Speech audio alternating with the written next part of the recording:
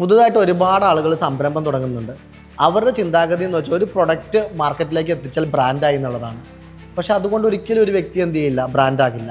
അതിന് നല്ലൊരു പേര് ഇടുന്നത് തുടങ്ങിയ ബ്രാൻഡിങ് കാര്യങ്ങളുണ്ട്. ഒരു പേരിടണം, റാക്കിൽ എവിടെ വെക്കണം, അതിനൊരു പൊസിഷൻ ഉണ്ടാക്കണം, അതിനൊരു ബ്രാൻഡ് സ്റ്റോറി ക്രിയേറ്റ് ചെയ്യണം, അതിന് നല്ല ക്രിയേറ്റീവ്സ് വേണം, അതിന് നല്ല ക്വാളിറ്റി വേണം, അത് ഒരു പ്രോബ്ലം സോൾവിങ് ആണോ എന്നറിയണം.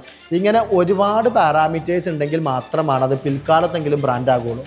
ആദ്യം നമ്മൾ ഇറക്കി വിടുന്നത് വെറും ലേബലാണ്, അത് ബ്രാൻഡല്ല. ഒരു മനുഷ്യനും നിങ്ങളെക്കുറിച്ച് അറിയില്ല, അതിനെ നമുക്ക് ലേബൽ ചെയ്യുക എന്ന് പറയും. ഒരു നല്ല ഡിസൈനറിനെ കൊടുത്തിട്ടുണ്ടെങ്കിൽ അദ്ദേഹം ഒരു പേരിട്ടിട്ട് നമുക്ക് ലോഗോ അടിച്ചു തരും. അത് പക്ഷേ ഒരിക്കലും മനുഷ്യൻ്റെ മനസ്സിൽ പതിയില്ല. മനുഷ്യൻ്റെ മനസ്സിൽ പതിഞ്ഞ് അതിന് വിധേയത്വമുള്ള ഉപഭോക്താക്കൾ ഉണ്ടാകുമ്പോൾ മാത്രമാണ് എന്ത് ചെയ്യുന്നത്, ഒരു ബ്രാൻഡാകുന്നത്. അതുവരെ അത് ലേബലാണെന്ന് തിരിച്ചറിയണം. ലേബൽ വിട്ടിട്ട് ആർക്കും എന്ത് ചെയ്യാൻ പറ്റില്ല, വലിയ കോടീശ്വരനോ വലിയ ബിസിനസ്സുകാരനോ ഒന്നും ആകാൻ പറ്റില്ല. ബ്രാൻഡ് ഉണ്ടായാൽ മാത്രമേ മുന്നോട്ട് പോകാൻ പറ്റുള്ളൂ. അത് തിരിച്ചറിഞ്ഞിട്ട് ബ്രാൻഡിങ് ചെയ്യുക എന്നുള്ളതാണ് സംരംഭകൻ്റെ ഏറ്റവും പ്രധാനപ്പെട്ട ഉത്തരവാദിത്തങ്ങളിൽ ഒന്ന്.